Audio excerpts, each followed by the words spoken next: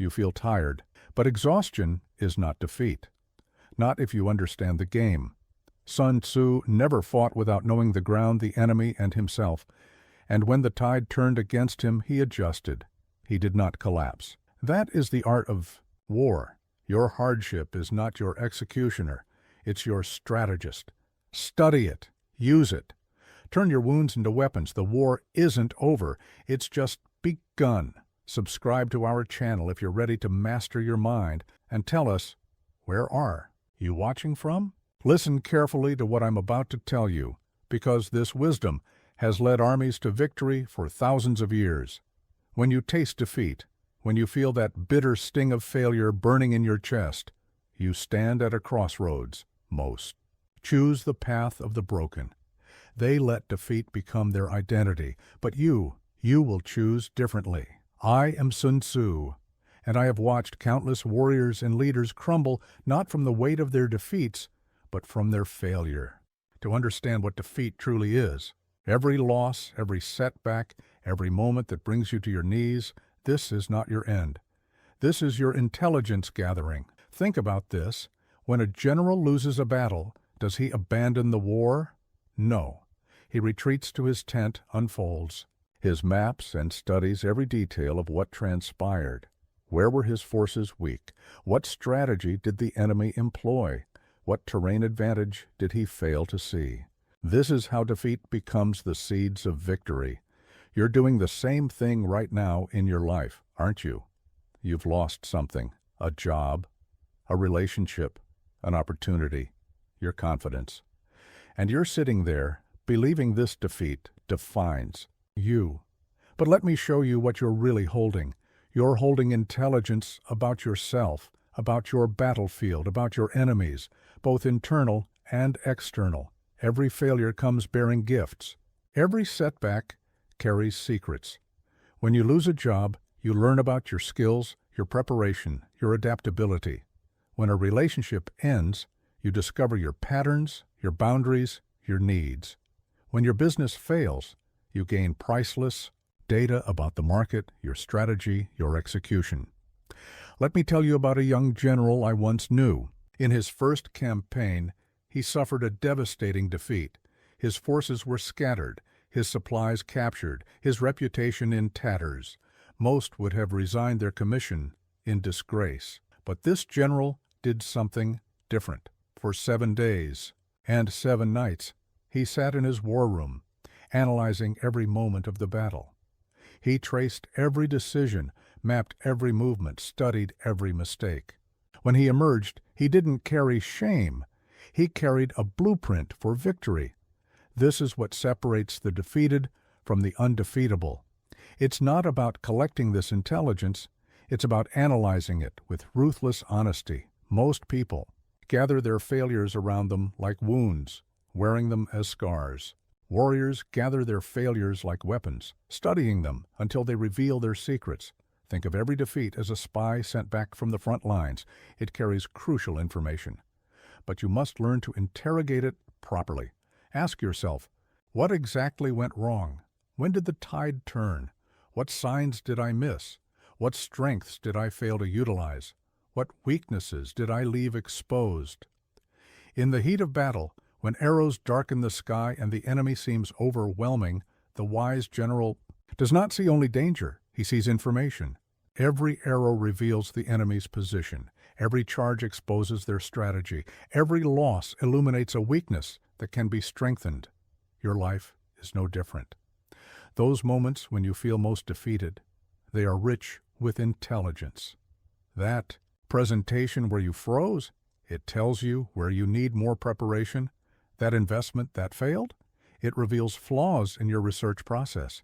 That friendship that dissolved, it shows you where your boundaries need reinforcement. Consider this. In every defeat, there are actually 3 battles being fought. The first is the battle you lost. The second is the battle with yourself, your emotions, your doubts, your fears. But the third battle, the most important one, is the battle for understanding. This is where true warriors distinguish themselves. They mine their defeats for every scrap of intelligence, every hidden lesson, every concealed opportunity. You must approach your defeats like a master strategist. Create a detailed analysis of what transpired. Document the sequence of events. Identify the turning points. Map out the decisions that led to the outcome. This isn't just record-keeping. This is battlefield intelligence gathering at its finest. But intelligence without action is as useless as a sword without a warrior to wield it. You must take this information and forge it into strategy. Let every defeat teach you. Let every failure mold you. Let every setback shape you into something stronger, smarter, undefeatable. Because that's what you are, not defeated, but gathering intelligence. Not broken, but analyzing data. Not finished, but preparing for your next campaign. The battlefield has given you its secrets. Now, what will you do with them? Stand up. Dust yourself off. Take out your mental maps and start your analysis. That defeat you're carrying, it's not your burden, it's your briefing, it's not your end, it's your intelligence. Use it, study it. Let it reveal your path to victory. Remember this, the difference between a master strategist and an amateur is not that the master never fails. It's that the master turns every failure into intelligence, and every piece of intelligence into future. Victory, the war isn't over until you decide it's over. And right now, you're not defeated. You're just gathering intelligence. What you do with that intelligence, that will determine everything. In the midst of chaos, there is also opportunity. But you will never see it if you cannot first master stillness. This is a lesson too few warriors understand. When the world crashes down around you, when defeat seems absolute, your greatest weapon is not action. It is stillness. I have watched countless battles lost because commanders rushed to respond, desperate to act, to do something, anything, to change their fate. But in their haste, they only hastened their defeat. The truly powerful know that in moments of crisis, stillness becomes strength. You feel broken right now. The weight of your setbacks presses down on you like 1,000 enemy swords. Your instinct screams at you to move, to run, to fight back blindly. But I tell you this, be still. In stillness lies your salvation. When a storm approaches, what does the bamboo do? It doesn't fight. It doesn't strain. It remains still, flexible, waiting. And when the storm passes, the bamboo still stands, while mighty oaks lie broken around it. This is the power of strategic stillness. Most people misunderstand stillness. They think it means doing nothing, being passive, accepting defeat. No, stillness is active. Stillness is powerful. Stillness is the state in which true strategy is born. Let me tell you about an ancient battle I once witnessed. Two armies met on the plains of Chai. One general, upon seeing his forces outnumbered, immediately ordered a desperate charge. His troops, exhausted and unprepared, were decimated. The other general, faced with the same odds, ordered his men to hold position. In that moment of stillness, he observed the enemy's formation, noticed their fatigue from the long march, and saw the approaching storm clouds. When twilight came, his fresh troops attacked with the wind and rain at their backs. Victory was absolute. In stillness, you can hear what chaos drowns out. You can see what panic blinds you to. You can think what emotion prevents you from thinking. This is why I always taught my generals. Before you move a single soldier, before you make a single decision, find your center of stillness. Your mind is like water. When it becomes agitated, it becomes difficult to see. But if you allow it to settle, everything becomes clear. This is why reaction is the tool of the amateur, while response is the weapon of the master. Right now, your emotions are like 1,000 horses stamping in your chest. Fear gallops through your veins. Anger clouds your vision. Desperation whispers strategies that will only lead to greater defeat. This is when you must remember the power of stillness. Sit down. Breathe deeply. Let the chaos swirl around you. Without becoming the chaos, watch your thoughts like clouds passing through the sky, present but not permanent. Feel your emotions like waves on the ocean, powerful but not defining. In this stillness, Ask yourself, what is really happening? Not what you fear is happening, not what your emotions tell you is happening. What is the reality of your situation? Strip away the drama. Remove the story. See things as they are. A warrior in stillness becomes like a mountain, unmovable, unshakable, but acutely aware of everything happening around them. From this place of centered power, true strategy emerges.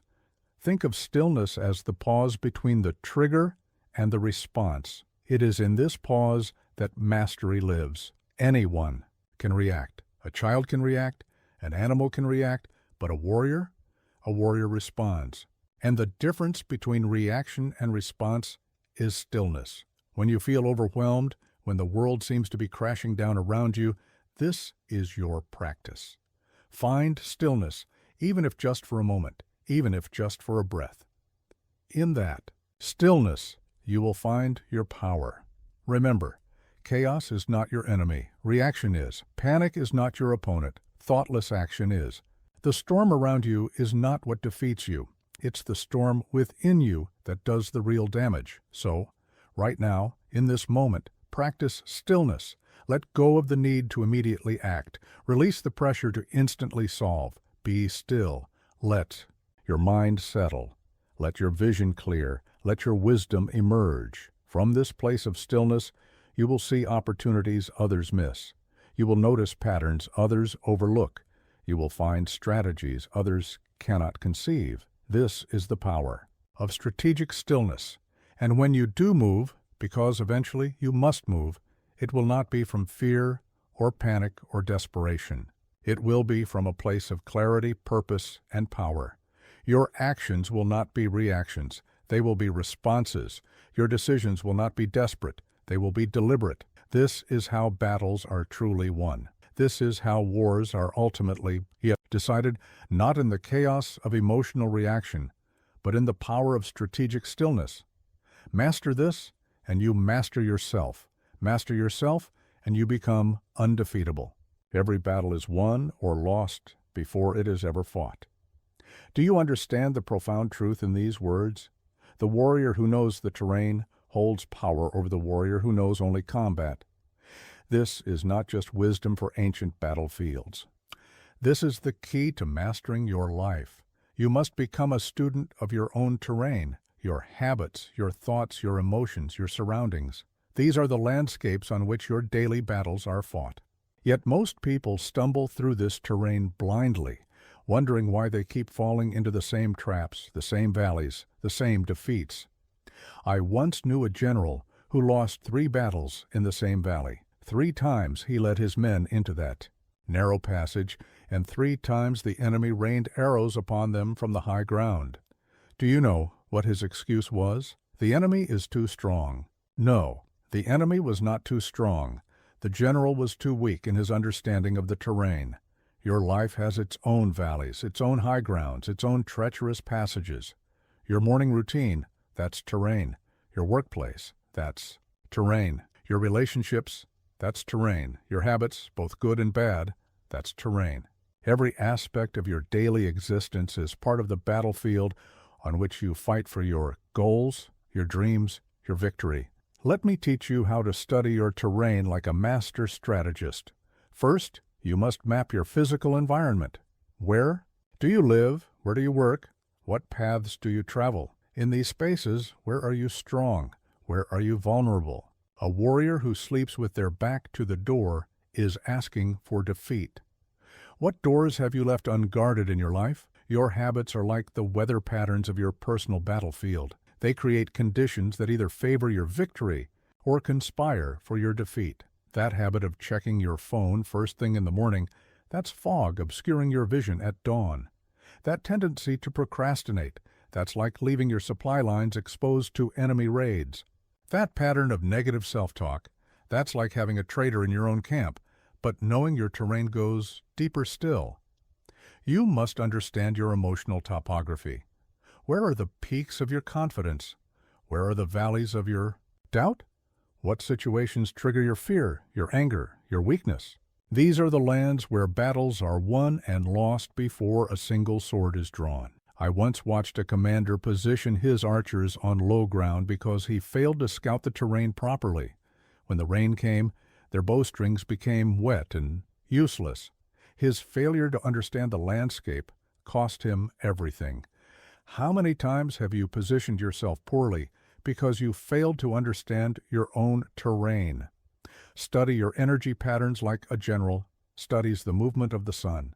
When are you strongest? When are you vulnerable? Some warriors are lions at dawn but lambs at dusk. Others come alive under the moon but falter in daylight. There is no right pattern. There is only the wisdom of knowing your own. Your relationships. Form alliances and supply lines across your terrain. Who strengthens you? Who drains you? Which connections nourish your spirit and which deplete your resources? A wise general knows every ally and every enemy. Do you? Map out your triggers, those places and situations that cause you to react without thinking. These are the ambush points in your terrain. The colleague who always provokes your anger. That's a cliff edge you must learn to navigate. The social situations that spike your anxiety. Those are swamps you must learn to cross. Consider your environment's impact on your mind. Clutter around you creates clutter within you. Chaos in your space breeds chaos in your thoughts. A general would never allow his camp to fall into disarray. Why do you allow it in your life? Your daily routine carves paths through your terrain. Are these paths strategic, leading you to victory, or are they like worn ruts, trapping you in patterns of defeat? Every habit, every routine, every regular action is either fortifying your position or exposing your weaknesses. Look at where you've fallen before. These are not just failures. They are important marks on your map. Here's where the ground gave way.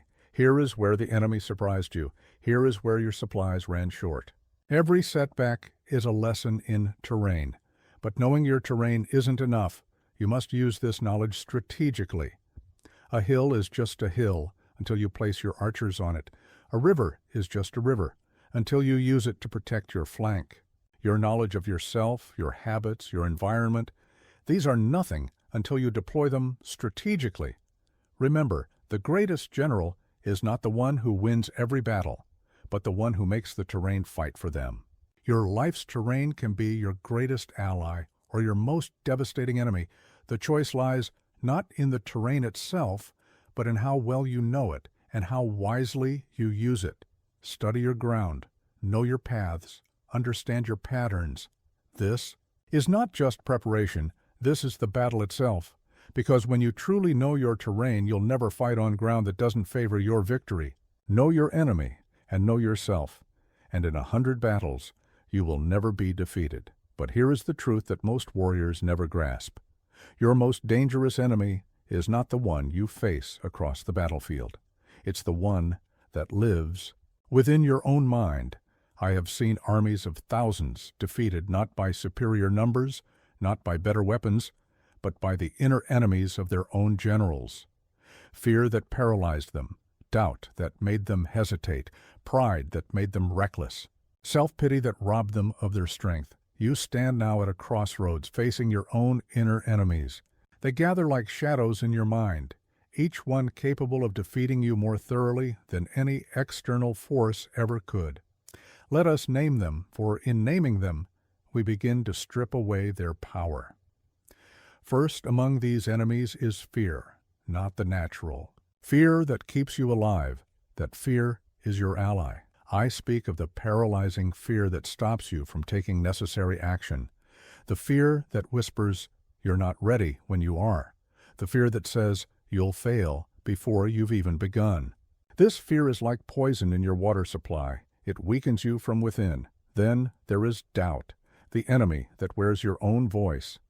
It speaks with the tone of reason, of caution, of false wisdom. Perhaps you're not capable, it suggests. Maybe you should wait, it counsels. What makes you think you deserve success, it asks. Doubt is like a spy in your camp, turning your own thoughts against you. Pride, this is a subtle enemy, and therefore one of the most dangerous. It disguises itself as strength, as confidence, as righteousness. But pride blinds you to your weaknesses.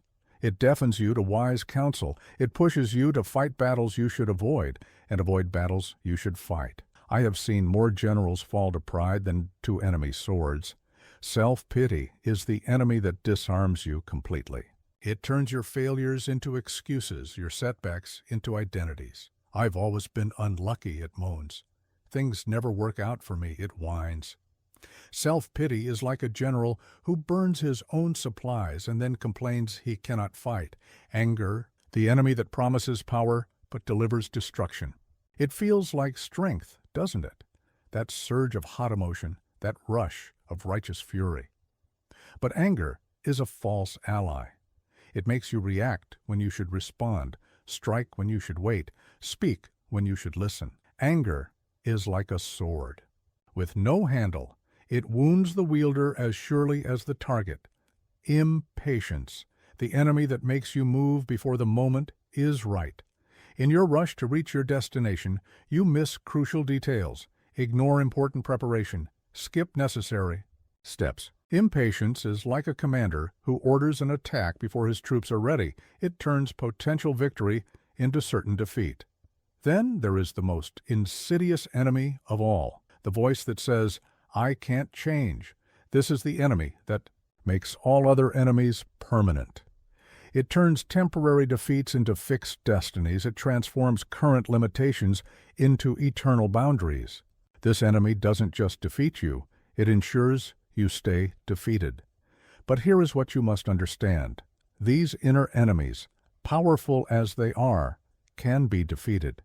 Not through force. You cannot fight fear with force. Not through denial. You cannot pretend doubt doesn't exist. You defeat these enemies through awareness, through understanding, through strategy. Start by observing them like a general observing enemy movements. When does fear appear? What triggers doubt? How does pride influence your decisions? Map their patterns, study their tactics, learn their strengths and weaknesses. Then, develop your countermeasures. When fear whispers, "You can't," respond with, "Watch me." When doubt says, "You're not ready," answer with, "I'll learn as I go." When pride makes you rigid, choose flexibility. When self-pity tempts you to give up, focus on taking one more step. Create systems to manage these enemies. Just as a general posts guards and maintains defenses, you must establish practices that keep your inner enemies in check. Regular reflection, honest self-assessment, meditation, physical exercise, these are not mere habits. They are strategic defenses against your inner enemies. Remember, these enemies never fully disappear. Even the greatest warriors still feel fear. The wisest leaders still experience doubt. The strongest souls still battle pride.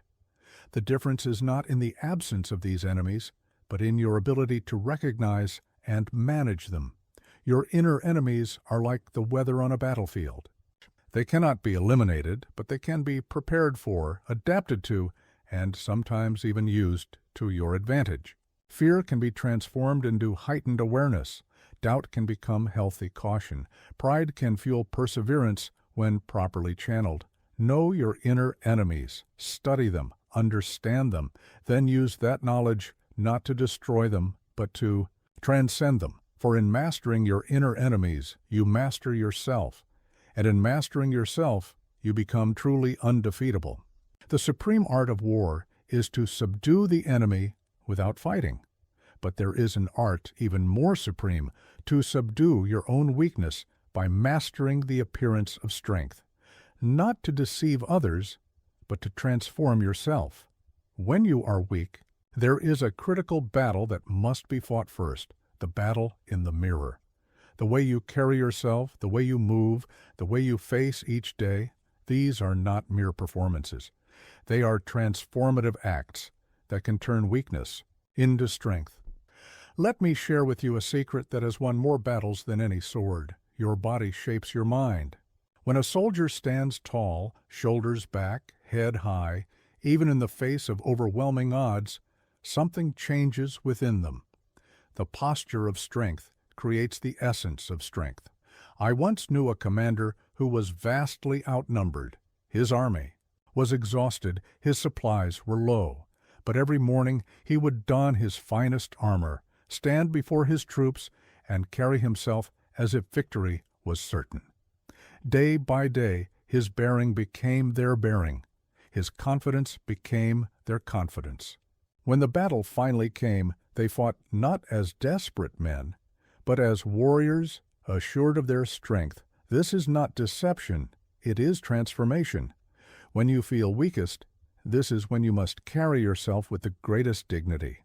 When your resources are lowest, this is when your posture must be highest. When your confidence is shattered, this is when your bearing must be most assured. Think of it like this. Every morning when you rise, you are a general reviewing your troops. Your thoughts are your soldiers, your habits are your weapons. Your attitude is your armor. How do you inspect them? Do you slouch in defeat, reinforcing your weakness?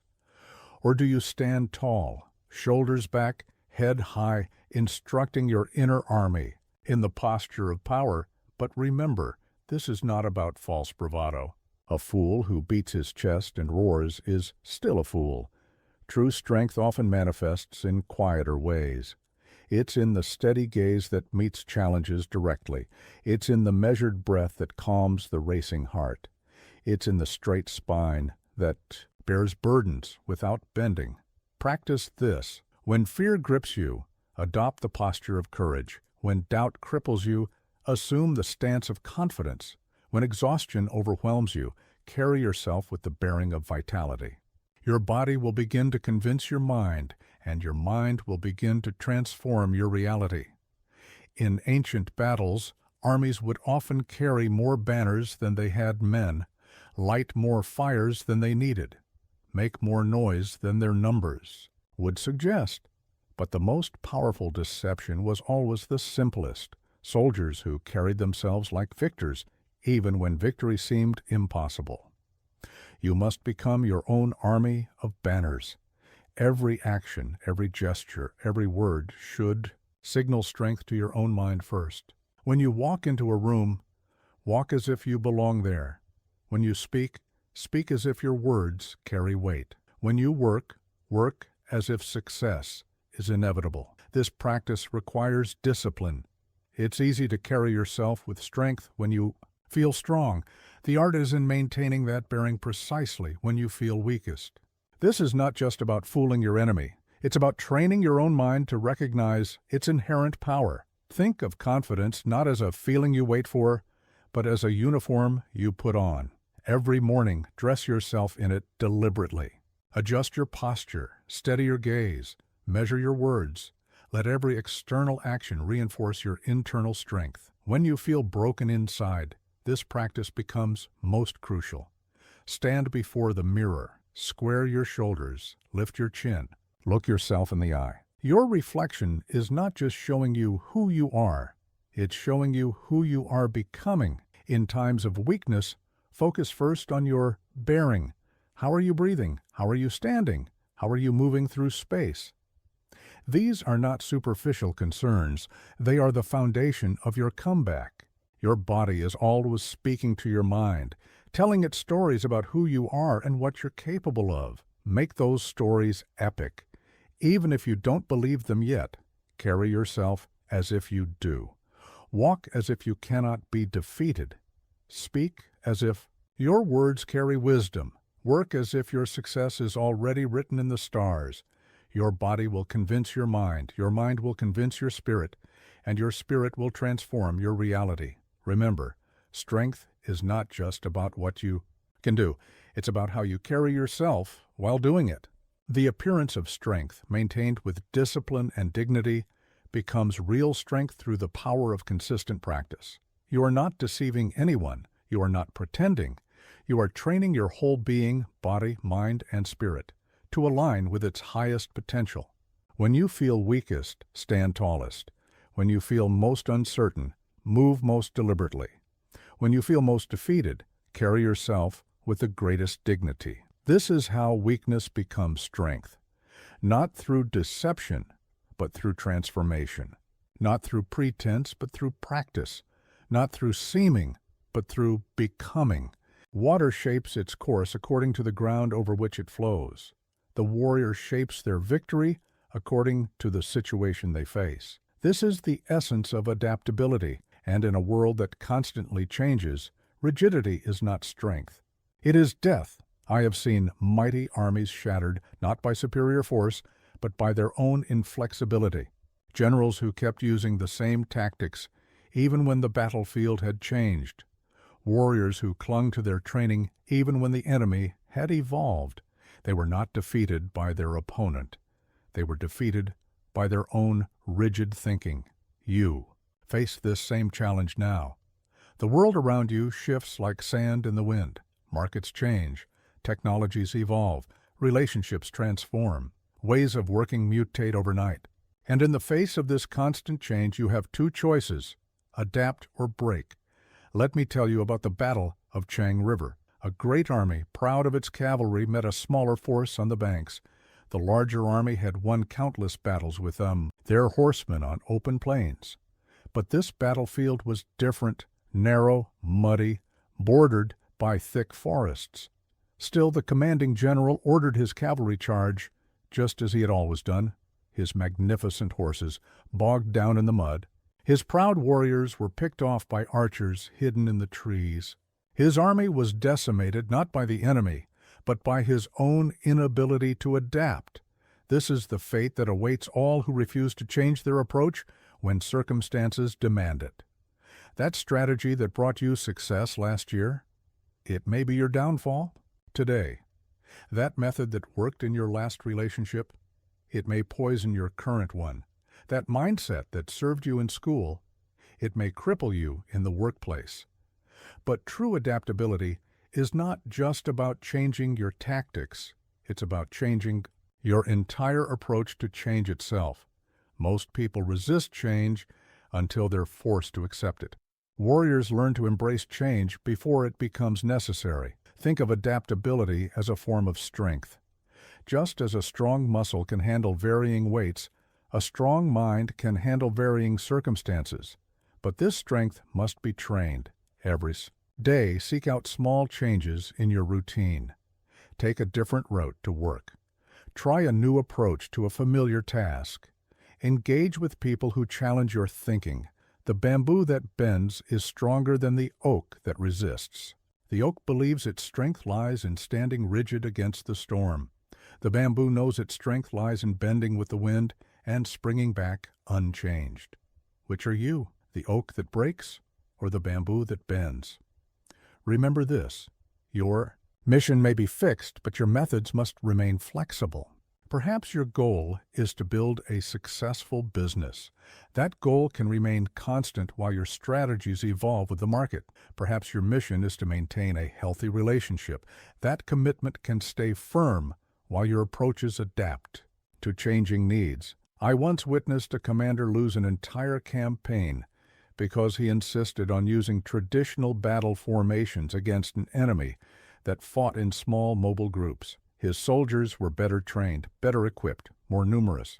But his rigid adherence to the way things have always been done rendered these advantages useless. Do not make this same mistake in your life. Your habits, your methods, your approaches, these are tools, not identities. A warrior who can only use a sword will fall to one who can use any weapon at hand. Your greatest weapon is your adaptability.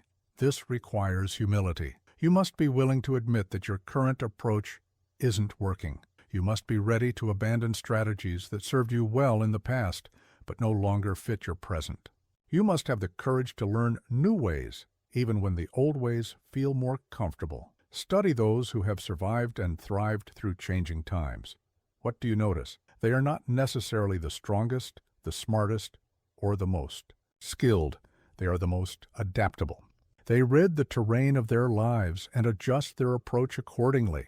But adaptation must be strategic, not reactive. The difference is crucial. Reactive change is like a leaf blown by the wind, directionless, powerless. Strategic adaptation is like a bird riding the wind, using the very forces of change to soar higher. Practice this. When faced with a challenge, ask yourself not, "How can I overcome this?" but "How can I adapt to this? How can I use this? How can this change serve my ultimate mission? This shift in thinking turns obstacles into opportunities, resistance into advantage.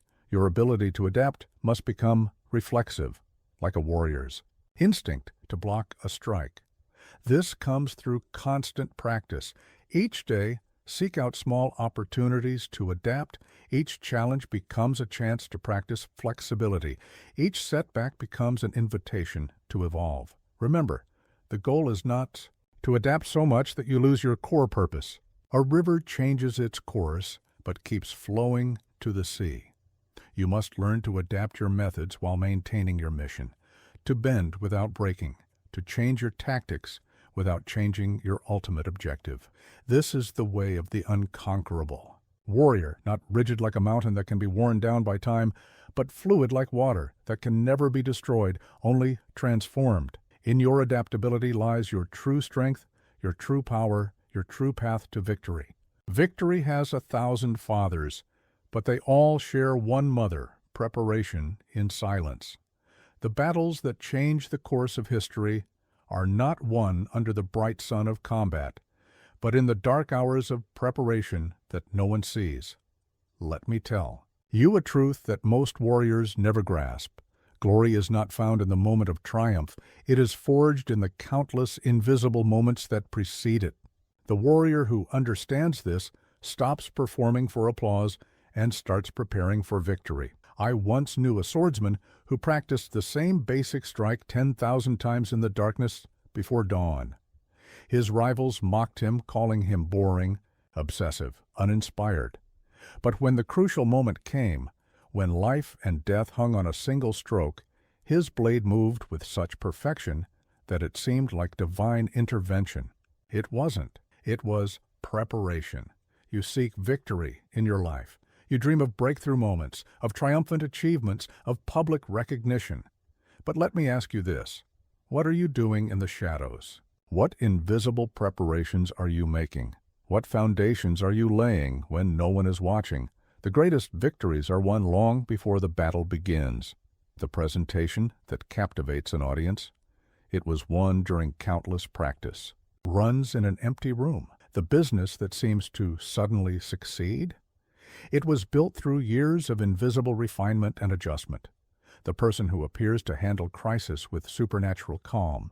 They've trained their mind through thousands of private moments of discipline. Most people want the light without walking through the darkness. They want the crown without entering the forge. They want the victory without embracing the solitude of preparation. This is why most people never achieve true greatness. Your real work happens when no one is applauding. It happens in the early morning hours when your competitors are sleeping. It happens in the quiet moments when you choose reading over entertainment, reflection over distraction, practice over comfort. These moments seem small, seem insignificant. They are anything but. Think of it this way. Every great palace is built on an invisible foundation. The deeper and stronger that foundation, the higher the palace can rise. Your habits, your preparations, your private disciplines. These are the foundation of your future victory. I have seen armies that looked magnificent on parade grounds crumble in actual battle. I have also seen humble forces, not impressive to the eye, achieve impossible victories.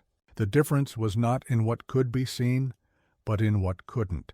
The depth of their preparation, the strength of their discipline, the solidity of their foundation. This is your path now. Stop seeking validation for every step. Stop waiting for applause for every effort. Embrace the shadows where real strength is built. Let others perform while you prepare. Let others boast while you build. Your morning routine when no one is watching, that's where victory begins. Your evening reflection when the world is busy being entertained, that's where wisdom grows. Your consistent practice when it's easier to rest, that's where excellence is forged. Understanding this changes everything. Suddenly, the lack of recognition becomes irrelevant. The absence of applause becomes meaningless. You know that every moment of preparation, every instance of private discipline, every hour of unseen effort is silently building your inevitable victory. This is particularly true in times of apparent defeat. When others see failure, you must be engaged in invisible preparation. When others see setbacks, you must be quietly strengthening your foundation. When others see reasons to quit, you must be silently laying the groundwork for your comeback. Develop rituals that no one else sees. Create practices that serve no purpose other than strengthening your foundation. Establish habits that seem meaningless to others, but that you know are slowly, invisibly building your path to victory. Your physical training when no one is counting reps. Your mental preparation when no one is testing you. Your spiritual practice when no one is measuring your progress. These invisible disciplines are the mother of all victory. Remember, the moment of triumph that others see is merely the visible tip of an invisible mountain of preparation. The more profound your preparation, the more inevitable your success. Let others seek the spotlight. You seek the shadows where real power is built. Let others chase quick victories. You build foundations for lasting triumph. Let others worry about looking successful. You focus on becoming unstoppable. This is the way of the true warrior, not to shine briefly like a firework that disappears into darkness, but to build silently like a dawn that cannot be denied. Your victory is being written right now, not in the light of public achievement, but in the shadows of private preparation. Embrace this truth. Live this truth. Build your victory in silence. Let your success make the noise. Supreme excellence consists in breaking the enemy's resistance without fighting. Yet most warriors waste their strength fighting battles that need not be fought at all. They exhaust themselves in conflicts that yield no victory worth having. Have watched generals lead their armies into battle over an empty hill, sacrificing countless lives for terrain that held no strategic value. I have seen warriors destroy themselves fighting for prizes that, once won, meant nothing. This is not the way of wisdom. This is not the path to victory. Let me share with you the art of choosing your battles. First, understand this fundamental truth. Not every challenge is a battle you must accept. Not every provocation requires a response. Not every slight demands retaliation.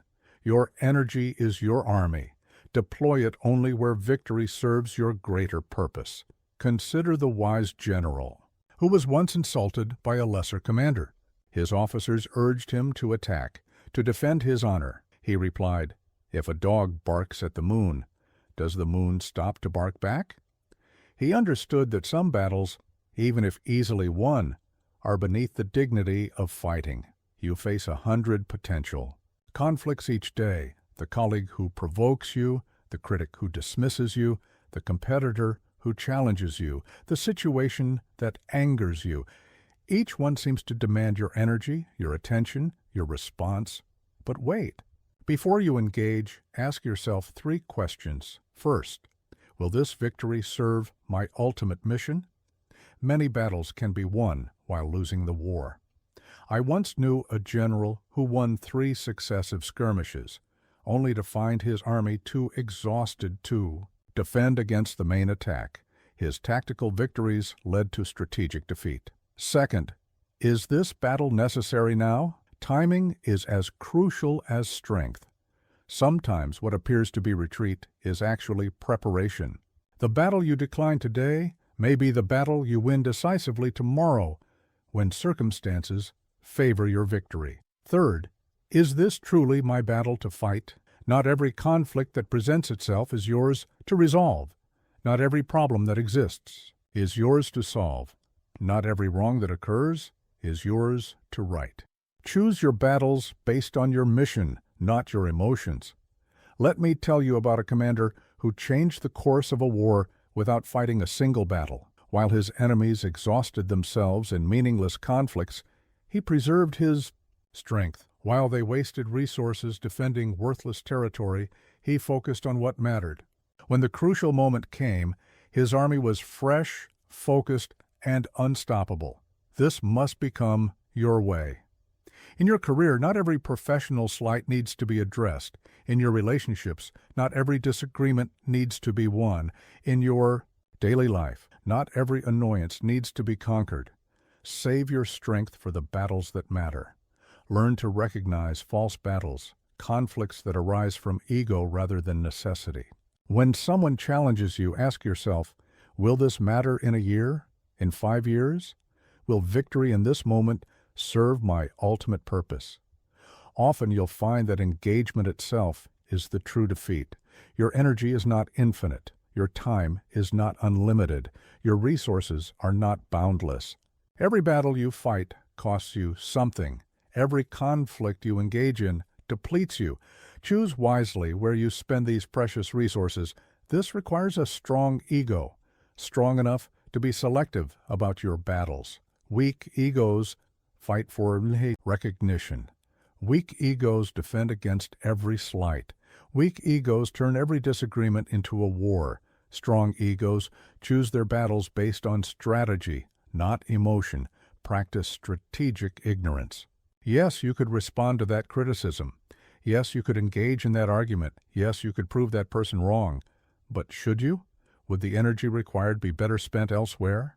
Would victory in this moment serve your larger purpose? Remember, some battles are won by not fighting them at all. When you decline an unnecessary conflict, you preserve your strength for necessary ones.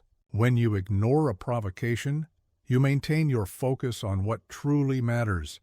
When you bypass drama, you protect your energy for real challenges. This is not about avoiding conflict altogether. There are battles that must be fought. There are hills that must be taken. There are principles that must be defended. The art lies in knowing which is which. Develop the wisdom to know the difference between battles that must be fought and those that can be bypassed. Cultivate the strength to walk away from conflicts that don't serve your mission. Build the discipline to focus your energy only on victories worth having. Your greatest victories may come not from the battles you win, but from the battles you wisely decline to fight. Your path to success may be cleared not by what you do, but by what you choose not to do. Your power may be demonstrated not by how many conflicts you engage in, but by how many you render unnecessary. This is the higher way of the warrior, not to fight every battle, but to choose battles wisely, not to win every conflict, but to make many conflicts unnecessary, not to exhaust yourself proving your strength, but to preserve your strength for moments that truly matter. Every defeat carries within it the seeds of victory, if you have the wisdom to find them and the patience to nurture them. What appears to be the end of your path is actually the blueprint for a stronger beginning. I have seen armies rise from devastating losses to achieve impossible victories, not because they were stronger, but because they understood a fundamental truth. Failure is not a wall that stops you. It's a chisel that shapes you. Every defeat, properly studied, becomes the architect of future triumph. Let me share with you the story of a general who lost his first major battle so completely that his own soldiers wanted him executed for incompetence. But instead of accepting this verdict, he did something extraordinary. He documented every mistake, every miscalculation, every weakness that led to his defeat. He turned his failure into a manual for success. This must become your approach. When failure strikes, and it will strike, you must transform from a victim into an investigator. Don't just experience your defeats. Examine them. Don't just suffer through your failures. Study them. Every setback contains a setup for your comeback, but only if you have the courage to look closely at what went wrong. Begin with precise questions. Where exactly did things start to unravel? What assumptions proved false? What strengths did you overestimate? What weaknesses did you ignore? What signals did you miss? This is not self-torture. This is strategic intelligence gathering. Think of failure as a master teacher attempting to show you something crucial about yourself, your approach, your blind spots. Most people run from this teacher. They hide from these lessons in blame, excuses, or denial. But you will do something different. You will take notes. Create a detailed autopsy of your defeat. Map out the sequence of events that led to failure. Identify the critical moments where different decisions might have led to different outcomes. This is not about dwelling in the past, it's about extracting wisdom for the future. I once knew a merchant who lost everything in a failed venture.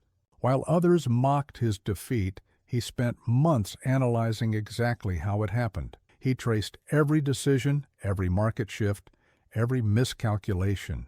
When he started again, he didn't just have a business plan, he had a failure-tested blueprint. For success, your defeats are trying to tell you something.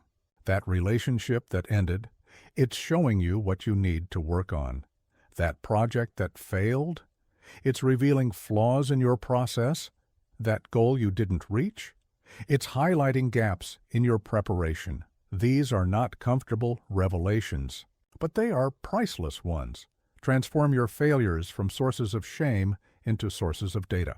Every setback is a setup for a stronger comeback, but only if you're willing to do the uncomfortable work of analysis. What exactly went wrong? Write it down. When did things start to slip? Document it. What could have been done differently? Map it out. This process requires brutal honesty. You must be willing to see your own role in your defeats. The competitor.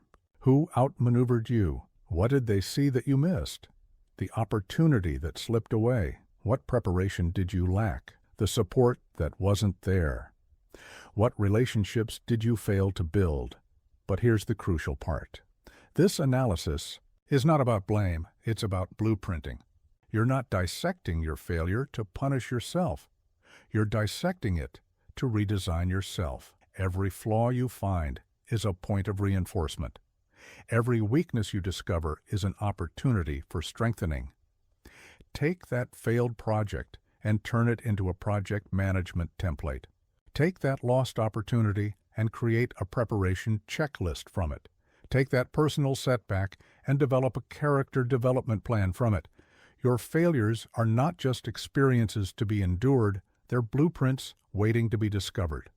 Remember, the difference between a master and an amateur is not that the master never fails. It's that the master turns every failure into a lesson, every setback into a setup, every defeat into a blueprint for future victory. This is particularly crucial in times of repeated failure. When you keep hitting the same wall, when defeat seems to follow defeat, this is when blueprint thinking becomes most powerful. Don't just try again. Redesign your approach based on what you've learned. Let each failure refine your blueprint until success becomes almost inevitable. Your current defeat is not your final destination, it's your construction plan. Those moments where everything fell apart, they're showing you exactly where things need to be strengthened. That point, where it all went wrong, that's precisely where your new strategy needs to focus. Build your comeback with the materials of your setbacks. Use the debris of defeat to construct the foundation of future victory. Every failure you've experienced has given you something invaluable, data about what doesn't work. This is not just information, it's intelligence for your next attempt. The warrior who rises from defeat is more dangerous than one who has never tasted it. They don't just have determination, they have a blueprint drawn in the ink of experience, painted with the brush of failure, refined by the wisdom of setbacks. This is your path now. Take your defeats and turn them into documents of destiny. Take your failures and forge them into formulas for success. Take your setbacks and transform them into strategies for victory. Your next triumph is hidden within your current defeat. You just have to be brave enough to look for it, wise enough to learn from it, and determined enough to build from it. There are moments in every battle, in every life, when stepping back is the boldest step forward. Yet most warriors fail to grasp this truth. They mistake retreat for cowardice, confuse temporary withdrawal with final surrender. This misunderstanding has led more armies to destruction than any enemy's sword. Let me tell you about the Battle of River Way. A young general commanding his first campaign found his forces overwhelmed by a superior enemy. His captains urged him to fight to the last man, claiming retreat would dishonor their ancestors. Instead, He withdrew his forces under cover of night. 3 months later, his reorganized army returned to win a victory so complete it is still studied in war colleges today. This is the wisdom you must grasp. Retreat is not surrender if it serves a greater strategy. Walking away is not weakness if it leads to a stronger return. Backing down is not defeat if it gives you space to rebuild. Think of the tide. Does anyone call the ocean weak because it pulls back from the shore? Of course not. That retreat is precisely what gives its next advance such power. This is how you must learn to view strategic withdrawal, not as an end, but as preparation for a stronger return. But there is an art to retreat that few understand. A panicked withdrawal leads to destruction. A strategic retreat leads to renewal. The difference lies in how you execute your withdrawal and, more importantly, how you use the time it gives you.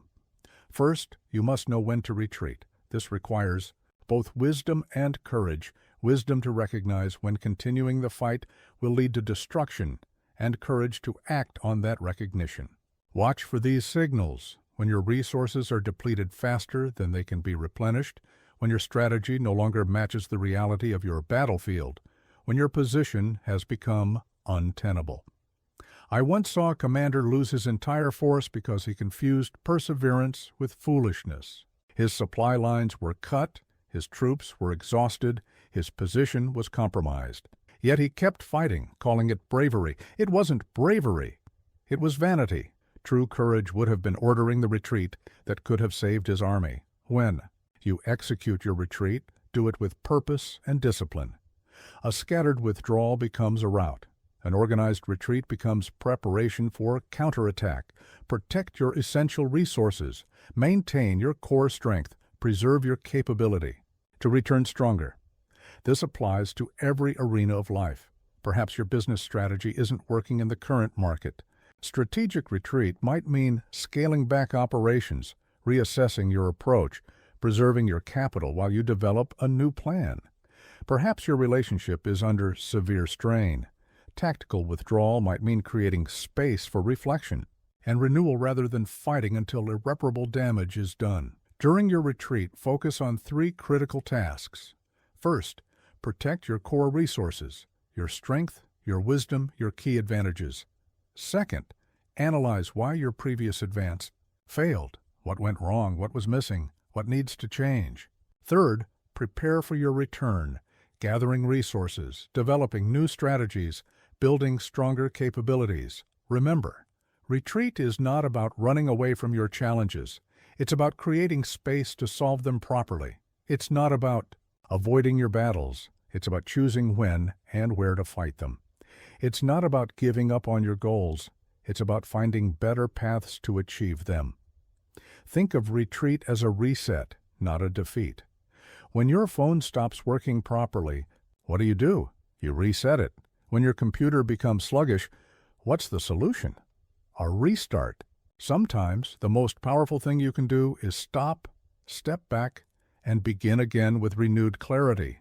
Use your retreat time wisely. This is not a pause in the campaign. It is an active phase of rebuilding. While others see you withdrawing, you should be reassessing, retraining, reorganizing. Let your retreat become your preparation for triumph. Study those who have mastered strategic retreat. They don't withdraw in shame. They withdraw with purpose. They don't hide in their retreat. They build in it. They don't count the days until they can return. They make every day of preparation count. Your retreat must have a purpose beyond escape. Are you retreating to conserve strength? Use this time to rest and rebuild. Retreating to develop new skills? Focus on intensive training. Retreating to reassess your strategy? Devote yourself to deep analysis and planning.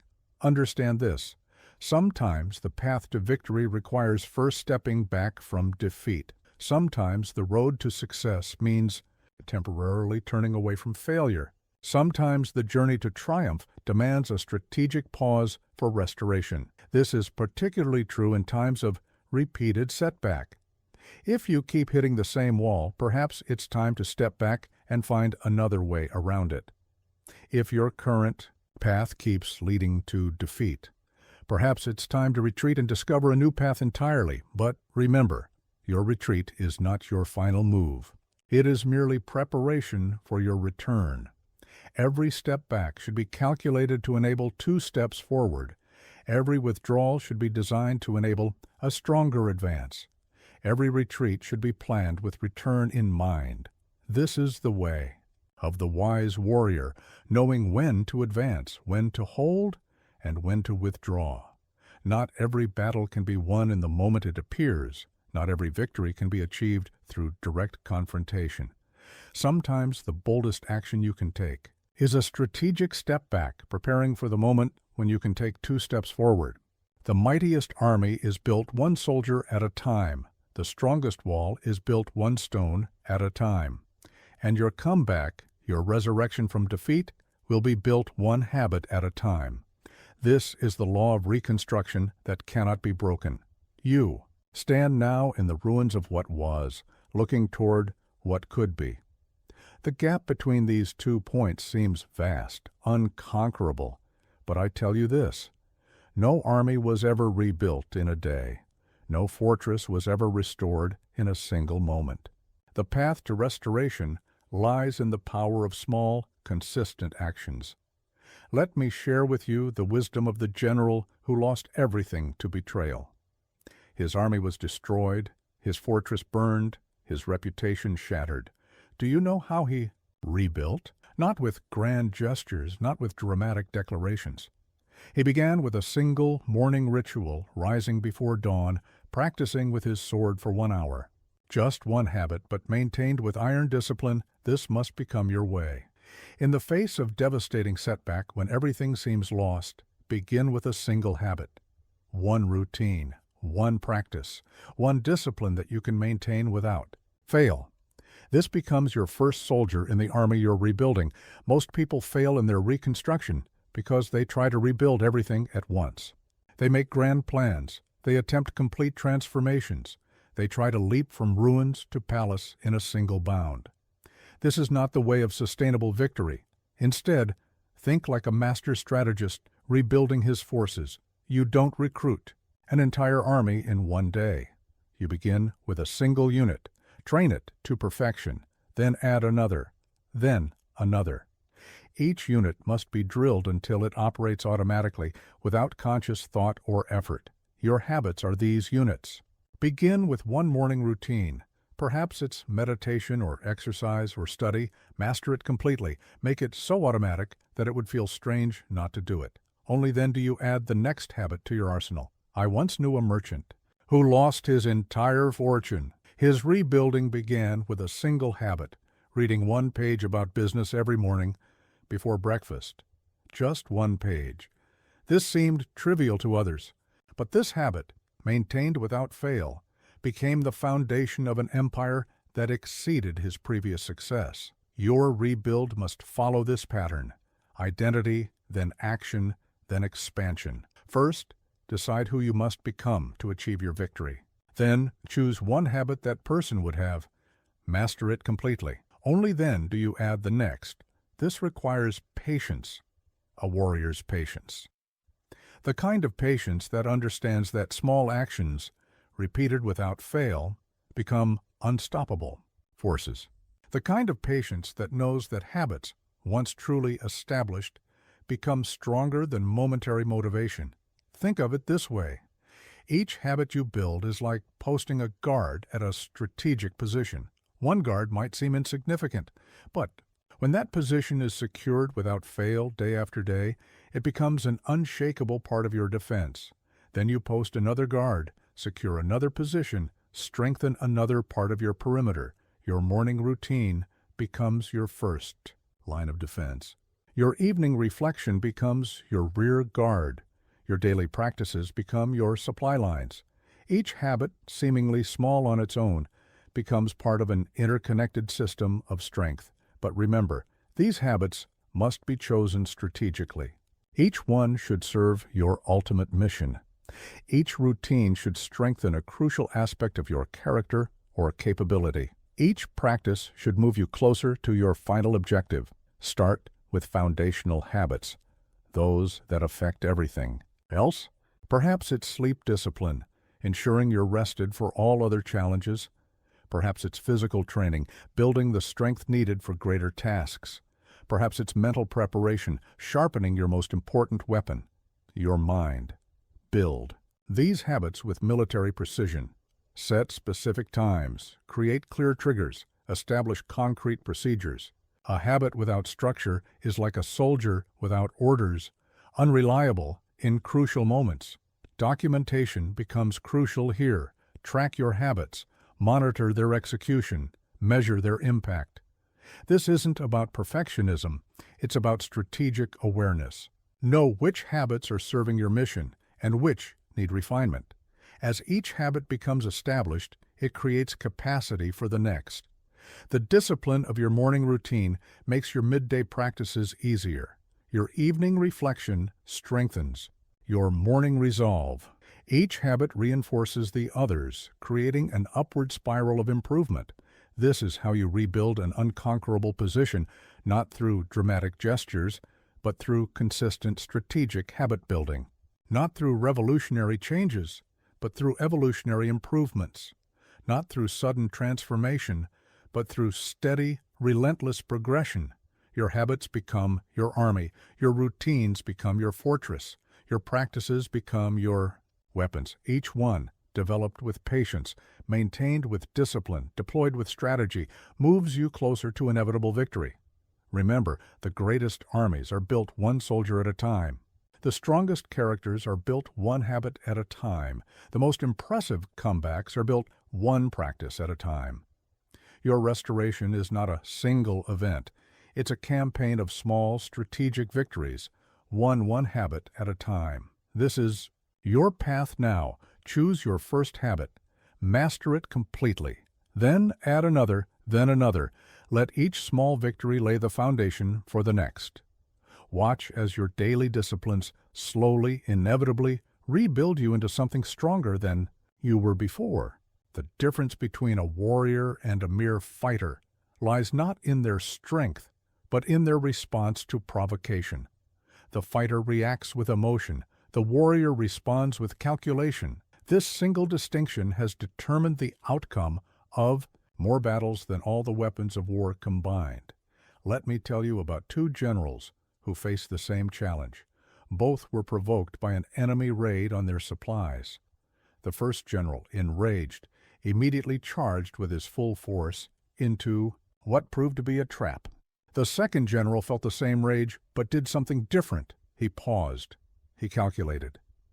He traced the raid back to its source and discovered the enemy's true weakness.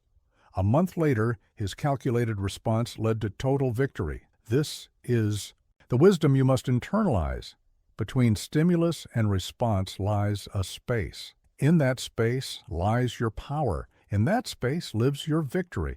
Most people surrender this space to emotion, letting their reactions dictate their fate. You will do something different. You will learn to fill this space with calculation. Think of your mind as a strategic command center. When information arrives, a setback, a challenge, a provocation, it should not flow directly to response. It should first pass through the chambers of calculation. What is really happening here? What is the enemy's true intention? What response serves my ultimate strategy? I once witnessed a commander receive news that would have caused most to launch. An immediate attack. His troops were ready. His officers were eager. The enemy seemed vulnerable. But he did something that appeared strange to others. He took out his map and began to calculate. That pause, that moment of strategic assessment, saved his entire army from an elaborate trap.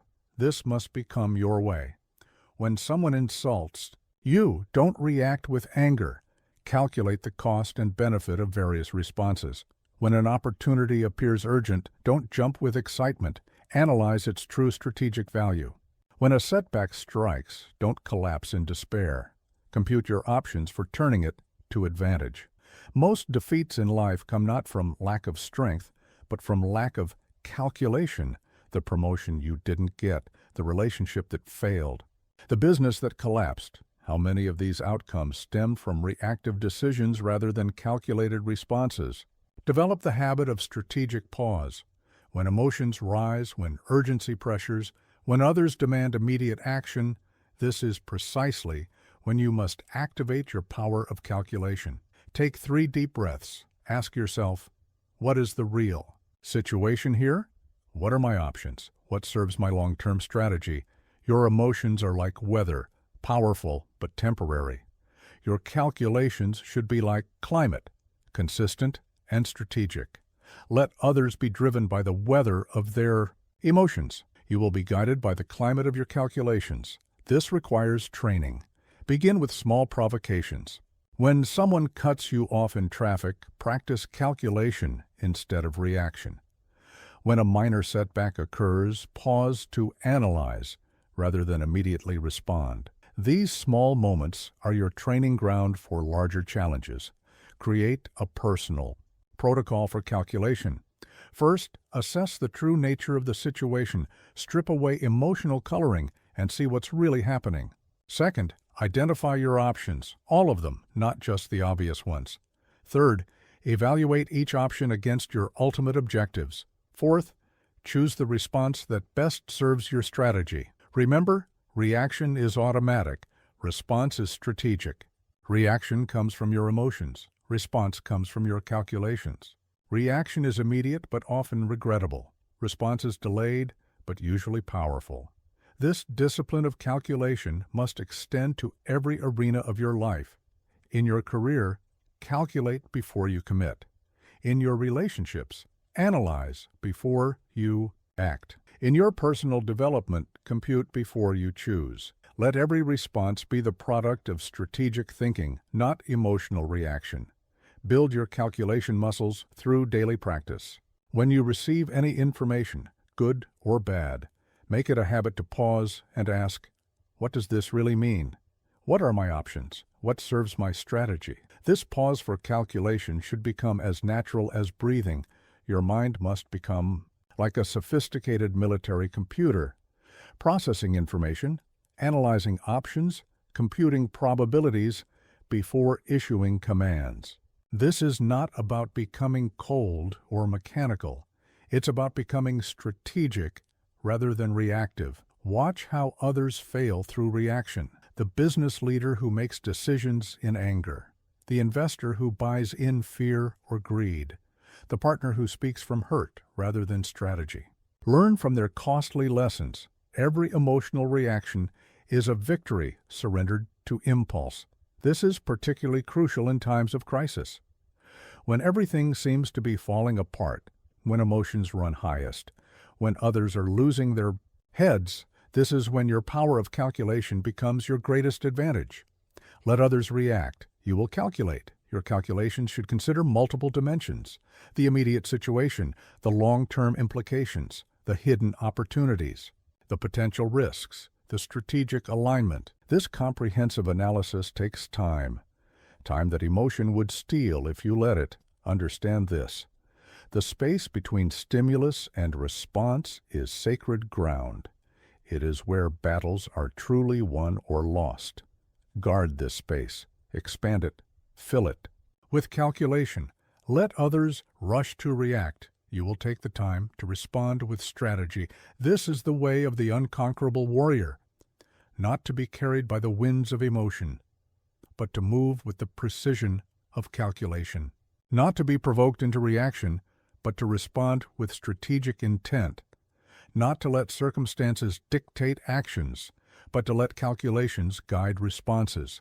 Master this distinction between reaction and response, between emotion and calculation, and you master the art of strategic living. Your victories will come not from the strength of your emotions, but from the power of your calculations. Let your plans be dark and impenetrable as night, and when you move, fall like a thunderbolt. This ancient wisdom holds a secret that most warriors never grasp. True power moves in silence, and the greatest comebacks are built in darkness. Have watched countless warriors announce their intentions to the world, broadcasting their plans for revenge or restoration. They mistake attention for achievement, confusing the declaration of their goals with progress toward them. This is not the way of victory. Let me tell you of a general who was publicly disgraced, stripped of his rank, humiliated before his peers. Everyone expected loud protests, dramatic gestures, vocal promises of redemption. Instead, he disappeared. For 3 years, no one heard his name. When he returned, it wasn't with words. It was with an army so well trained, a strategy so perfect, that victory was assured before the first arrow flew. This must become your way. Your comeback is not a performance to be announced. It is an operation to be executed. The world doesn't need to know you're rebuilding. They don't need to see your progress. They don't need to hear your promises.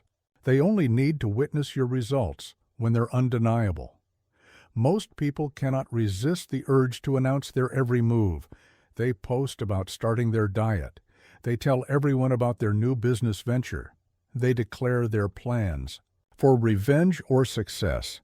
In doing so, they make 3 critical mistakes. First, they waste energy that could be used for actual progress. Every minute spent talking about your comeback is a minute not spent creating it. Every ounce of energy used to convince others is energy diverted from convincing yourself through action. Second, they alert their opponents. Why give your enemies time to prepare? Why let your competitors know your plans? Why show your hand before you've arranged all your cards? Silence is not just powerful, it's strategic. Third, they create external pressure that can distort their process. When you broadcast your intentions, you invite opinions, judgments, and expectations that can push you off your true path. The oak grows best when its roots are left undisturbed. Think of your comeback like a master artist creating their masterpiece. Do they live stream every brushstroke? Do they seek feedback on half-finished work? No. They close their door, perfect, their craft, and emerge only when the work is complete. Your silence serves multiple purposes. It preserves your energy for actual progress. It prevents premature celebration that could weaken your resolve. It protects you from the doubts and judgments of others who cannot see your vision. I once knew a merchant who lost everything. While his rivals spread rumors about his demise, while his critics celebrated his downfall, he worked in complete silence. He studied markets others ignored. He built connections no one noticed. 2 years later, he owned the very companies that had once mocked his fall. This is the power of concealed comeback. Let others talk. Let them speculate. Let them assume you're finished. Your silence is not a void. It's an incubator where your rebirth takes form. During this period of silent growth, focus on 3 things. First, your foundation. Make it stronger than ever before. Second, your skills. Sharpen them beyond what anyone expects. Third, your strategy. Make it so complete that by the time others see it, it's too late to counter it. Document your progress, but keep the records private. Track your growth, but share it with no one. Let your journal be your witness, your mirror be your audience, your results be your spokesperson. This requires extraordinary discipline, the temptation to share, to prove, to respond to doubters. It will be strong. Resist it. Every time you feel the urge to announce your progress, channel that energy into making more progress. Your comeback should be like a tsunami. On the surface, everything appears normal, but deep beneath, massive forces are gathering. By the time others see it coming, there's nothing they can do to stop it. Remember, attention is not achievement. Applause is not progress. Announcements are not accomplishments. The only declaration of comeback that matters is results that cannot be denied. Build your strength in silence. Develop your strategy in darkness. Let your actions make your announcements. Let your results do your talking. Let your success be your revenge. This is particularly crucial in the early stages of rebuilding. When you're most vulnerable, when your progress is most fragile, that's when silence provides its greatest protection. Let your foundation become unshakable before you let others know you're building. Understand this: the world doesn't need to know you're coming back. They don't need to see you rebuilding. They don't need to hear your plans or promises. They only need to witness the undeniable reality of your return. This is the way of the true warrior, not to seek validation through declarations, but to seek victory through silent preparation, not to announce their intentions, but to reveal them through undeniable results. Not to talk about their comeback, but to execute it with such perfection that words become unnecessary. Let others declare while you develop. Let them talk while you train. Let them predict while you prepare. Your silence is not a weakness. It's a weapon. Your invisibility is not a retreat. It's a strategy. Your quiet is not surrender. It's the calm before your storm. A chain is only as strong as its weakest link. An army is only as strong as its weakest soldier. And you are only as strong as your weakest habit, your lowest standard, your most compromised boundary. This is the harsh truth that separates the unconquerable from the easily defeated. Let me tell you about two armies that faced each other on the plains of destiny. One was larger, better equipped, more experienced, but they had grown soft with success, allowing small indisciplines to creep into their ranks. The other army was smaller, but had ruthlessly eliminated every weakness they could find. When the battle came, the disciplined force cut through their larger opponent like a sword through silk. This must become your understanding. Weakness is not just a gap in your armor, it's an invitation to defeat.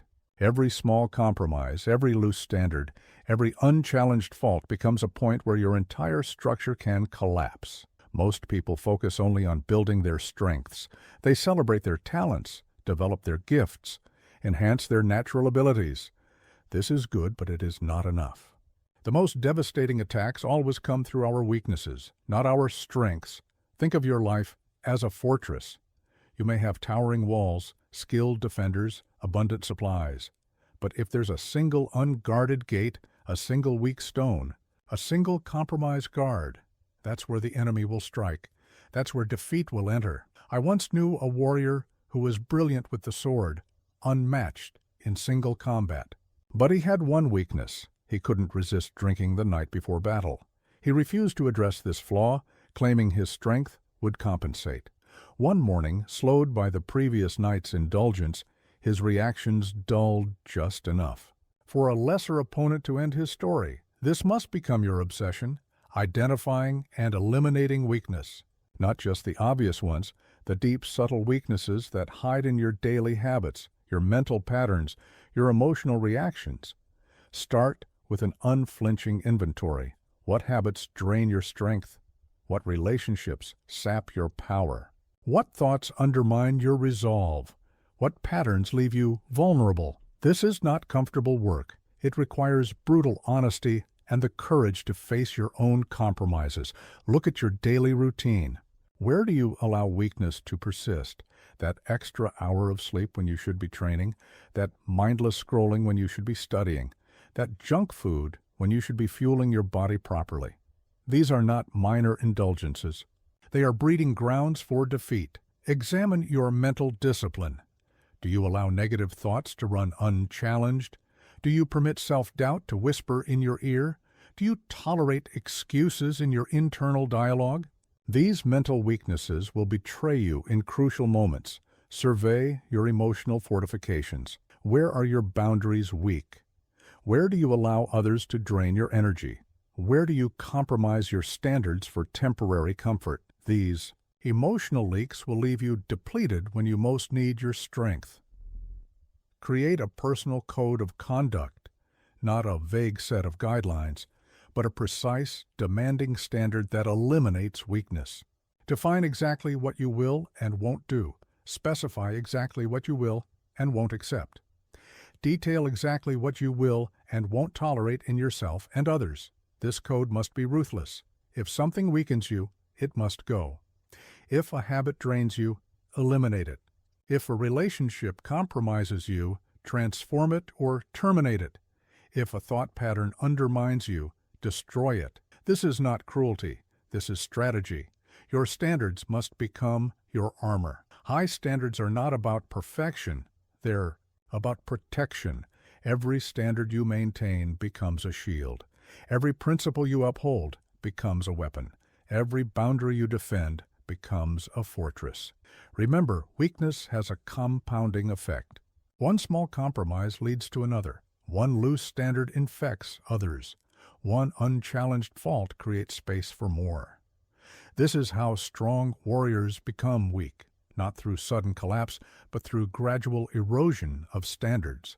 Be particularly vigilant in times of success. Victory often breeds complacency. Achievement often leads to relaxed standards. This is precisely when weakness begins to creep in, preparing the ground for future defeat. Your discipline must become legendary, not for show, not for praise, but for strategic necessity. Every choice, every action, every moment becomes either a strengthening of your position or an allowing of weakness. There is no neutral ground. Build systems to support your standards. Habits that eliminate decisions, routines that prevent compromises, practices that maintain discipline automatically. Don't rely on willpower. Create structures that make weakness impossible. This is not about becoming rigid. It's about becoming strong. This is not about being perfect. It's about being protected. This is not about harsh judgment. It's about strategic elimination of vulnerability. Understand, in the crucial moment, you will not rise to your highest aspirations. You will fall to your lowest standards. This is why every standard must be raised, every weakness must be addressed, every vulnerability must be eliminated. This is the way of the unconquerable warrior, not to just build strength, but to systematically eliminate weakness, not to just celebrate power, but to ruthlessly address vulnerability, not to just develop talents, but to deliberately close every gap that could lead to defeat. Your path to victory lies not just in what you can do, but in what you will no longer tolerate. Not just in what you achieve, but in what you eliminate. Not just in how high you can rise, but in how completely you can remove what makes you weak. In the scroll of history, there are countless warriors who won battles, but lost wars. They celebrated small victories, while their ultimate mission slipped away. They mistook momentary triumph for final success. This is not your path. You must understand. No battle is truly lost if the war isn't over. Let me tell you of a general who lost 7 consecutive battles. His troops were demoralized. His officers whispered of surrender. His enemies celebrated his imminent defeat. But this general understood something his critics did not. He wasn't fighting battles. He was waging a war. Each defeat taught him. Each setback positioned him. When the decisive moment came, he won not just a battle, but the entire campaign. This must become your perspective. Right now, you face defeat. Perhaps you've lost money, opportunity, relationship, confidence. The temptation is to see this moment as final, to let this battle define your war. But zoom out. See the larger campaign. Understand the greater conflict. Most people live battle to battle, defining themselves by their latest victory or defeat. This is the mindset of the amateur. The strategist sees each battle as a chapter in a longer story, each setback as a setup for greater victory, each defeat as preparation for ultimate triumph. Think of your life as a vast campaign, not a single battle. That job you lost? A tactical retreat? That relationship that ended? A strategic repositioning? That opportunity that vanished? A chance to rebuild stronger? These are not endings. They are movements in a larger symphony. I once witnessed a commander lose a critical fortress. His army was scattered, his position compromised. Everyone expected him to surrender. Instead, he gathered his officers and showed them a map, not of the fortress they'd lost, but of the entire territory they were fighting for. "We lost a fortress," he said, "but look at all the ground we have yet to conquer." This must become your way of seeing. When defeat strikes, zoom out. When setbacks hit, expand your view. When battles are lost, remember the war you're really fighting. Your true campaign is not for a single victory, it's for a larger destiny. Most defeats feel final because we're looking through the lens of the moment. Zoom out. That project that failed? In the story of your career, this is just one chapter. That business that collapsed? In the saga of your entrepreneurial journey, this is just one scene. That dream that died? In the epic of your life, this is just one act. Your greatest weapon in this approach is perspective, the ability to step back from the immediate battle and see the larger war. The wisdom to understand that no single defeat can stop you unless you let it become final. The vision to grasp that every setback can serve your ultimate victory if you maintain your campaign. Create a war map of your life. What territory are you really fighting for? What is your ultimate objective? What is the larger campaign beyond this current battle? Let this broader vision guide your responses to immediate defeats. Remember, history remembers war winners, not battle winners. The greatest commanders in history all suffered defeats. What made them great was not their ability to avoid loss, but their capacity to prevent any loss from being final. They kept their eyes on the larger campaign. This perspective changes everything. When you're fighting for a larger mission, temporary defeats become tactical data. When you're focused on a greater campaign, immediate setbacks become strategic. Positioning. When you're committed to ultimate victory, current losses become future advantages. Build your strategy around this understanding. Each battle should serve your larger war. Each action should align with your ultimate campaign. Each decision should consider not just immediate victory, but final triumph. This requires patience, strategic patience, the kind that understands that some battles must be lost for wars to be won. The wisdom that recognizes that some positions must be surrendered for greater territory to be gained. The vision that sees how today's defeat can become tomorrow's advantage. Your current position is not your final destination. Your present circumstance is not your ultimate fate. Your recent defeat is not your lasting legacy. These are all just moments in a larger campaign, chapters in a greater story, battles in a bigger war. Develop the habit of zooming out. When defeat strikes, step back and see the larger battlefield. When setbacks hit, expand your view to see the wider campaign. When losses mount, remind yourself of the ultimate war you're fighting. This perspective must become your armor against despair. No single defeat can break you if you remember the war isn't over. No temporary loss can stop you if you maintain focus on your larger campaign. No current setback can defeat you if you keep sight of your ultimate mission. Your true power lies not in never losing, but in refusing to let any loss be final, not in avoiding defeat, but in preventing defeat from defining your story. Not in winning every battle, but in maintaining the campaign until ultimate victory is achieved. This is the way of the unconquerable warrior, not to avoid all defeats, but to ensure no defeat is final. Not to win every battle, but to win the war that matters, not to never fall, but to refuse to let any fall be the end of your story. Remember, as long as you're breathing, the war isn't over. As long as you maintain your campaign, no defeat is final. As long as you keep fighting for your ultimate mission, every setback is just a setup for an even greater comeback. In the art of war and in the art of life, there is a power that surpasses strength, a weapon that exceeds speed, a force that overcomes numbers.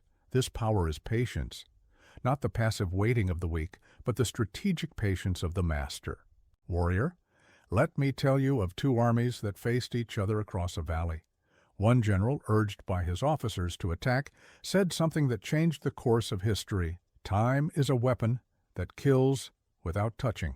For 3 months, he waited. His enemy, running low on supplies, was forced to attack at a disadvantage.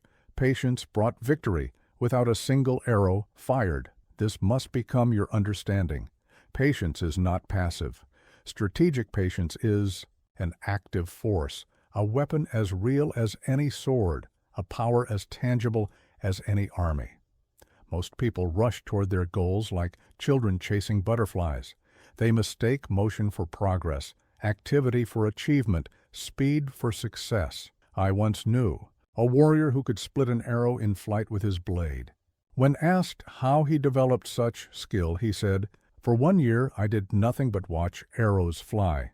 For another year I did nothing but study how my sword moved through air. Only in the 3rd year did I begin to cut." This is the power of strategic patience. Most defeats come not from lack of ability, but from lack of timing. People launch businesses before the market is ready. They force relationships before trust is built. They push for promotions before value is proven. They mistake urgency for opportunity, confuse immediacy with advantage. Think of patience as a general preparing for battle. He doesn't just wait, he watches. He doesn't just pass time, he prepares. He doesn't just stand still, he strengthens. This is how you must approach your own campaigns. Strategic patience has 3 elements: observation, preparation, and timing. First, you observe, not just with your eyes, but with your full awareness. You study the terrain of your life, the movements of opportunity, the patterns of success and failure. Second, you prepare, not just with activity, but with focused intention. While others rush forward, you build your foundation. While others chase quick wins, you develop lasting strength. While others scatter their energy, you concentrate your power. Third, you wait for the right moment, not with idle hope, but with calculated readiness. The master warrior knows that timing transforms ordinary actions into unstoppable forces. The right move at the wrong time becomes the wrong move. Consider the bamboo. For 4 years, it appears to do nothing but build roots. People walk past, seeing no growth, assuming failure. In the 5th year, it grows 90 feet in 6 weeks. This is the way of strategic patience. Invisible preparation followed by unstoppable growth. Your patience must become legendary. Not the patience of submission, but the patience of strategy. Not the patience of weakness, but the patience of power. Not the patience that accepts defeat, but the patience that ensures victory. Most people cannot hold this patience because they fear being left behind. They see others rushing forward and panic. They hear success stories and get anxious. They watch competitors move and feel compelled to respond. This is the path to strategic defeat. Build your patience like a fortress. Every day you wait properly is a stone in your wall. Every moment you prepare thoroughly is a weapon in your arsenal. Every instant you observe carefully is a tactical advantage being built. Remember, nature's most powerful forces are patient. Mountains are built by gradual pressure. Diamonds are formed by prolonged compression. Mighty trees grow from tiny seeds that take their time. Your own power must develop with this same natural patience. Your patience must be active. Study while you wait. Train while you watch. Build while you observe. Let every moment of patience be filled with preparation. Every instant of waiting be rich with development. Every period of delay be dense with growth. This requires tremendous discipline. The discipline to resist premature action. The discipline to continue preparation when others have rushed ahead. The discipline to trust in strategic timing rather than emotional urgency. Understand, quick success is often the enemy of lasting victory. The faster the rise, the less stable the foundation. The quicker the achievement, the weaker the structure. The more rushed the advance, the more vulnerable the position. Your strategic patience must extend to all areas of your life. In your career, be patient enough to build real value. In your relationships, be patient enough to develop true trust. In your personal growth, be patient enough to form unshakable habits. This patience becomes particularly crucial after defeat. When you're rebuilding, the urge to rush your comeback is strong. Resist it. Let your restoration be thorough. Let your reconstruction be complete. Let your rebirth be robust. Learn to recognize false urgency, the voice that says you must act. Now, you must move immediately. You must respond instantly. This voice has driven more warriors to defeat than any enemy sword. True strategy often requires the courage to wait. Your patience must become your signature weapon. While others rush, you observe. While others react, you prepare. While others exhaust themselves with premature action, you build your strength through strategic waiting. This is the way of the unconquerable warrior, not to be driven by the urgency of others, but to move with the timing of strategy. Not to be pushed by fear of being left behind, but to be guided by wisdom of proper preparation. Not to rush toward victory, but to make victory inevitable through patient power. Remember, the most powerful movements in history started with strategic patience. The most enduring successes were built with calculated timing. The most complete victories were achieved by those who understood that patience itself is a weapon of war. The heaviest burden any warrior carries is not their armor, but their past. The weight of previous defeats, the anchor of old wounds, the chains of former failures, these can immobilize even the strongest fighter. But here is the truth that will set you free. Your past is not your prison. It is your training ground. Let me tell you of a general who was betrayed by his closest advisor, leading to a devastating defeat. For years he carried this betrayal like a poisoned arrow in his heart. Every decision was clouded by suspicion, every opportunity tainted by fear. Until one day he realized something profound. His past was not his enemy. It was his intelligence. Report. This must become your understanding. The past is not a sentence you must serve. It is not a cage that confines you. It is not a judge that condemns you. The past is simply data, valuable intelligence about what works, what doesn't, and what needs to change. Most people do one of two things with their past. They either try to deny it, pretending their wounds don't exist, or they become imprisoned by it, letting old defeats define their future. Both approaches lead to defeat. The warrior's way is different: to acknowledge the past, learn from it, then march forward with new wisdom. Think of your past like a battlefield after the fighting has ended. You can either become trapped there, reliving every moment of defeat, or you can survey it strategically, gathering intelligence for your next campaign. The choice is yours, and it will determine everything. I once knew a merchant who lost everything through a poor decision. For years he punished himself with the memory, turning one defeat into a lifetime of hesitation. Then he did something remarkable. He wrote down every lesson that loss had taught him. That document became the foundation of an empire. This must become your approach. Take out your past like a general unrolling old maps.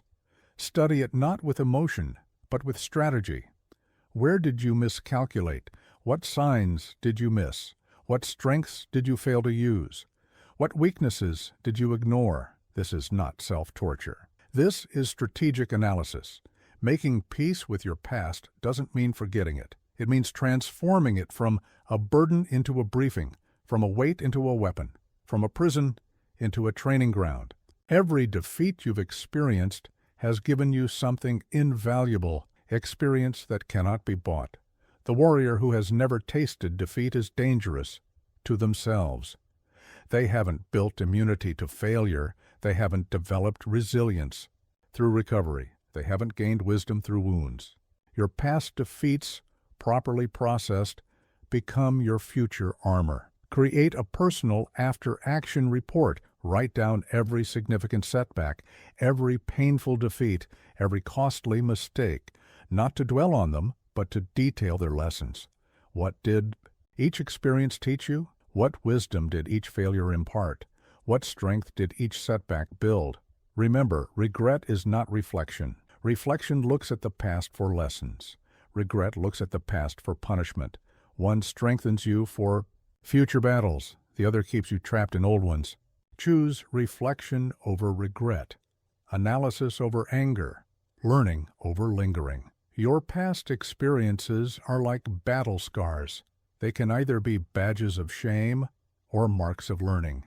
The difference lies not in the scars themselves, but in how you carry them. Let each scar remind you not of defeat, but of survival, not of pain, but of healing, not of weakness exposed, but of wisdom gained. This process requires brutal honesty. You must face your past without flinching, acknowledge your role in your defeats without excuses, accept the consequences of your choices without blame. This is not punishment. This is purification. This is not pain. This is power. Understand, until you make peace with your past, it will continue to sabotage your future. Every new opportunity will be filtered through old fears. Every fresh start will be weighted with previous endings. Every potential victory will be limited by lingering defeats. Your peace with the past must be active, not passive. It's not enough to say, "I'm over it," or "it doesn't matter anymore." You must actively transform your past from burden to benefit, from weight to wisdom, from chain to choice. This is particularly crucial in times of new beginning. Before you can fully embrace your next campaign, you must properly conclude your last one. Before you can fully commit to your next battle, you must honorably retire your last defeat. Build a ritual for processing your past. Perhaps it's writing down the lessons. Perhaps it's performing a symbolic act of closure. Perhaps it's creating a personal ceremony of completion. The form doesn't matter. What matters is the conscious transition from carrying your past to learning from it. Your relationship with your past must become strategic, not emotional. Instead of asking, "Why did this happen to me?" ask, "How can this serve me?" Instead of thinking, "I should have done better," think, "Now I know how to do better."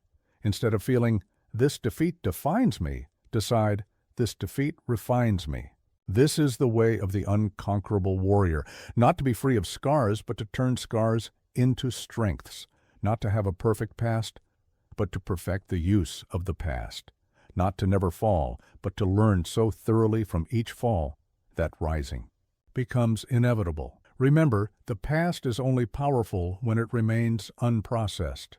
Once you face it, learn from it, and make peace with it, it transforms from your prison into your launching pad. Your history becomes not what holds you back, but what propels you forward. The time has come for your most important battle command. Take control of your own life. No one is coming to save you. No one is coming to lead your armies. No one is coming to fight your battles. You are the general of your own destiny, the commander of your own fate. Let me tell you of a soldier who waited years for orders that never came, for leadership that never arrived, for permission that was never granted.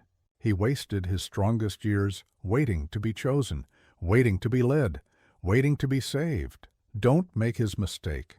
Your life is not waiting for a commander. It's waiting for you to take command. This must become your understanding. You are not a foot soldier in someone else's army. You are not a pawn in someone else's game. You are not a spectator in someone else's story. You are the general. You are the strategist. You are the commander of your own campaign. Most people live their entire lives waiting for orders. They wait for someone to tell them what to do, how to live, when to move, where to go.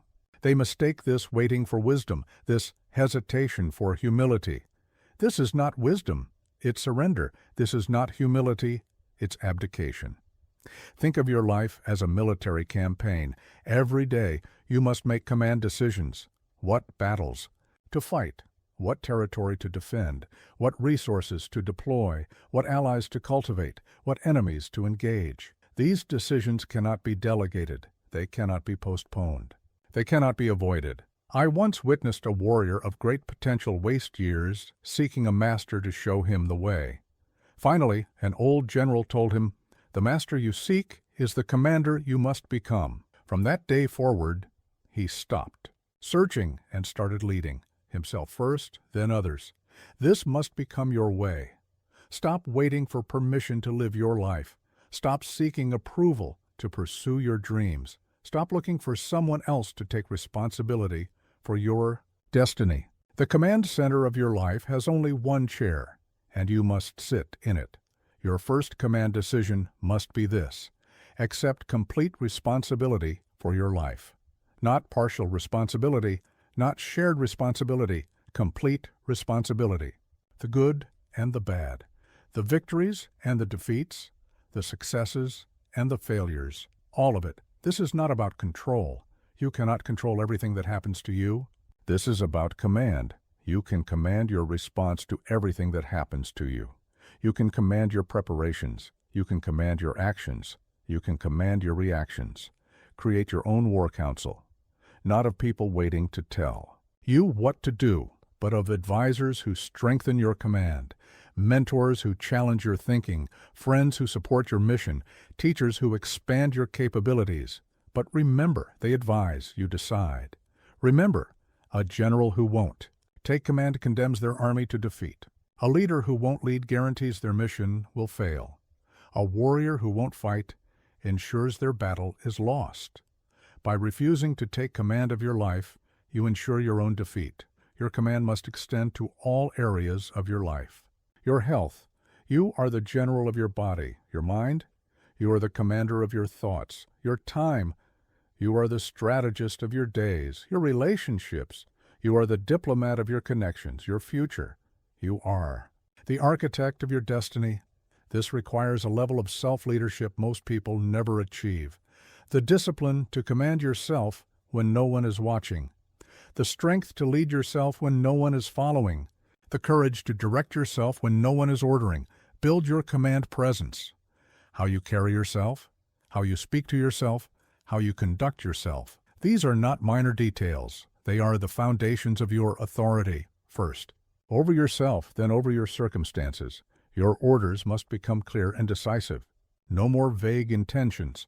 No more unclear goals. No more ambiguous plans. A general's orders must be specific, actionable, and decisive. Your commands to yourself must carry the same clarity and authority. This is particularly crucial in times of crisis. When chaos reigns, when defeat looms, when doubt spreads, this is when your command must be strongest. This is when your leadership must be clearest. This is when your authority must be most decisive. Understand, the quality of your life will be determined by the quality of your commands. The clarity of your direction determines the precision of your movement. The strength of your leadership determines the power of your progress. Your command style must be both firm and flexible. Firm in your principles, flexible in your tactics. Firm in your standards, flexible in your methods. Firm in your mission, flexible in your approach. This is not contradiction. This is strategic command. Issue daily orders to yourself. Not vague hopes, but clear commands. Not weak wishes, but strong directions. Not tentative suggestions, but decisive orders. Your mind is waiting for leadership. Provide it. Your potential is waiting for direction. Give it. This is the way of the unconquerable warrior, not to wait for command, but to take it. Not to seek leadership, but to provide it. Not to hope for direction, but to give it. Your life is your command. Your destiny is your responsibility. Your future is your mission. Remember, the greatest battle command you will ever give is the order to take charge of your own life. The most important leadership position you will ever hold is the leadership of your own destiny. The most crucial command center you will ever control is the command center of your own choices. The time for waiting is over. The time for hesitation has passed. The time for permission has ended. Take command. Take control. Take charge. Your life is waiting for its general. Your destiny is waiting for its commander. Your future is waiting for its leader. That leader is you. That commander is you. That general is you. The time is now. The place is here. The person is you. Stand up, step forward, take command. Your life awaits its general.